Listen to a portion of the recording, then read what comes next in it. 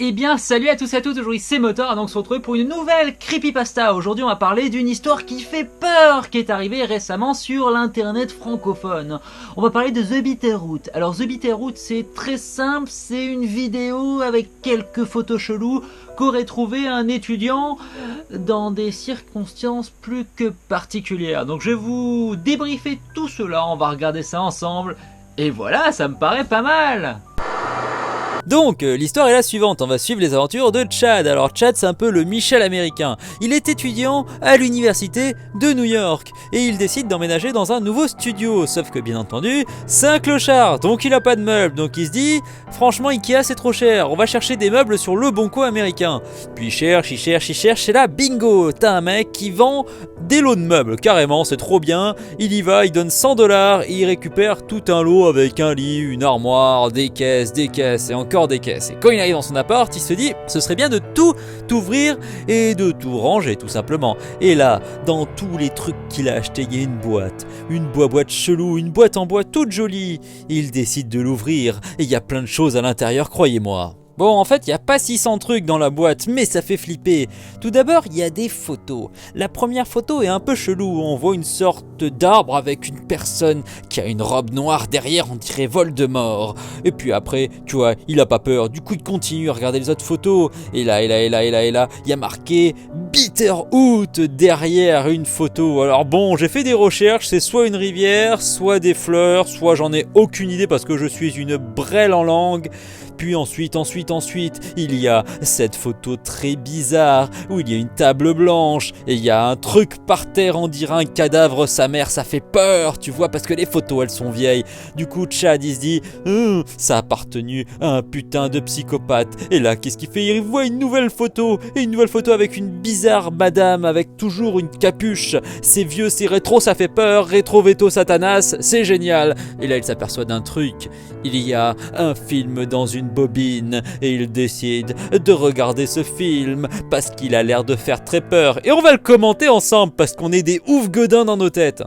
Alors là, on est parti pour quelque chose d'extraordinaire. The Bitterroot footage. Ouais, c'est The Bitterroot, mais c'est pas grave. Alors, on nous explique rapidement en début de vidéo que l'original durait 12 minutes. Mais au final, tout simplement, le chat n'a pas réussi à tenir 12 minutes. Donc, on a la version cut de 5 minutes de cette vidéo qui fait très peur.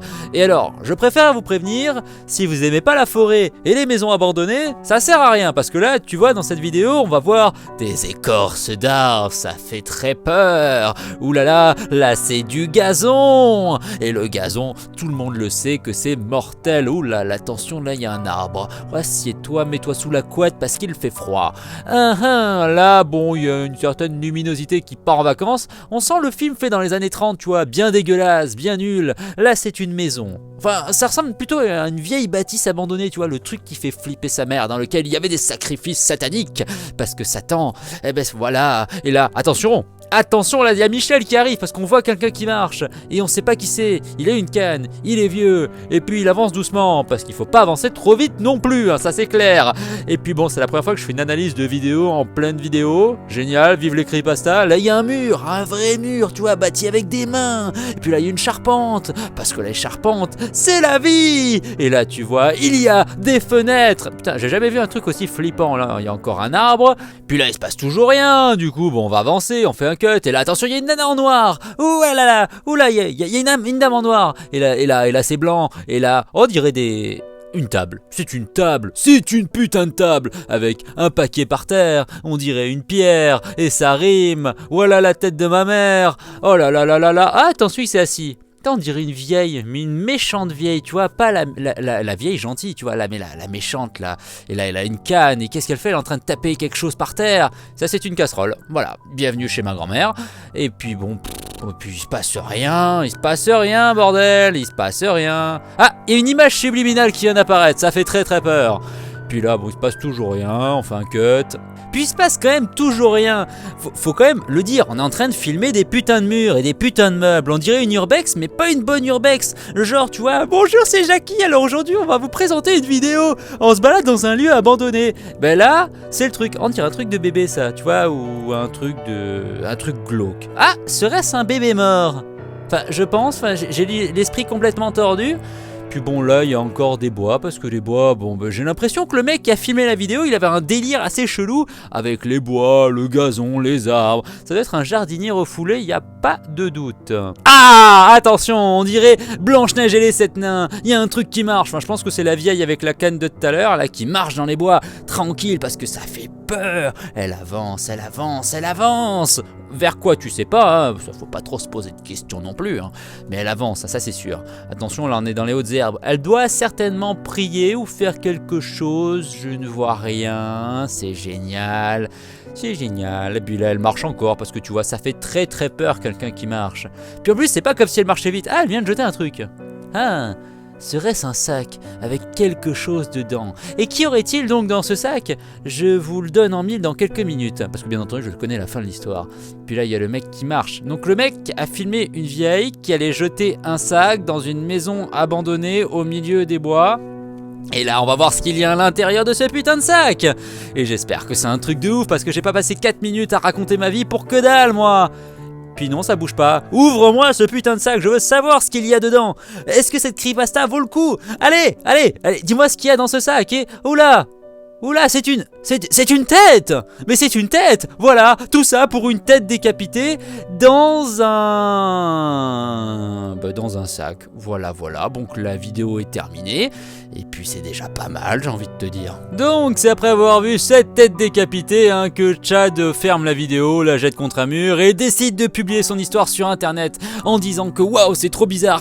Qui a fait cette vidéo tout simplement? Où est-ce qu'est la tête? Où ça se passe? Tout ça. Du coup il ouvre une chaîne YouTube, du coup il ouvre un site internet. En plus c'est vrai, je vous mettrai le lien dans la description. Et bien entendu il te dit qu'il va aller contacter la personne qui lui a vendu ses meubles pour savoir qui est Bitterroot, qu'est-ce qui s'est passé, est-ce que c'est du fake, est-ce que c'est du vrai. Et c'est là, à ce moment-là, que moi, le grand moteur, vais vous débriefer toute cette putain d'histoire. C'est parti!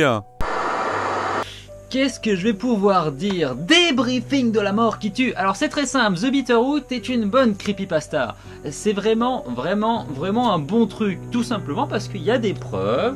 L'histoire est peut-être simple, mais c'est cohérent. Et là tu te dis franchement, il y a une possibilité, hein. Il y a une tête à la fin, tu vois, dans un sac, il manque 5 ou 6 minutes de vidéo. Tu dis, le truc est horrible, ça fait peur à tout le monde. Et là, en fait, je me suis dit, et si t'allais voir les sources de ce bordel? Attention, là, je me suis fait peur. Alors, en effet, il y a bien une chaîne YouTube avec le mec qui l'a posté, qui raconte son histoire. Il a même créé un site internet autour de cela. Bon, là, je me suis dit, ça pue un peu. Ça sent le gros fake. Le mec a voulu tout simplement se faire mousser, rendre une vidéo virale et buzzer tout simplement.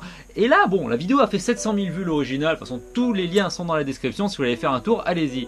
Et là je me dis, ok, c'est un fake. Et le fameux see you soon à la fin, genre tu vois, il va y avoir une suite, il a essayé de contacter le mec, est-ce qu'il est mort? Est-ce qu'il est pas mort? Bon alors si l'histoire datait d'il y a 2 semaines, bon, j'attendrai avec impatience l'affirmation, l'infirmation, tout ce que tu veux, bref, des nouvelles. Et là, le truc qui m'a pourri l'histoire, c'est tout simplement la date de publication des vidéos. La vidéo date de 2012, voilà. L'histoire est ressortie il y a grosso merdo 2 semaines sur Creepypasta from the Crypt, mais les mecs qui ont fait la traduction se sont dit, et si on la mettait telle quelle, au lieu de tout simplement essayer d'apporter une fin, essayer de globaliser le bordel. Non, non, non, voilà, ça c'est la limite des creepypastas en France aujourd'hui, c'est qu'on copie les Américains, mais sans se réapproprier leur univers, et pourquoi pas modifier les fins, comme je l'ai fait de nombreuses fois dans mes vidéos. De toute façon, c'est peut-être pour ça que je prends autant d'insultes, genre « Ouais, t'as pas respecté l'original !» Mais ce que les gens doivent comprendre, c'est que ce sont des légendes urbaines et qu'elles doivent être modifiées. Alors l'histoire est bonne, elle était bonne il y a 5 ans, aujourd'hui, bon tu comprends que c'est du fake. Donc j'espère que cette vidéo vous aura plu, n'oubliez pas de lâcher un like, un commentaire, un partage, tout ce que tu veux. Salut, à la prochaine pour de nouvelles aventures. Youhou, ahou, babam.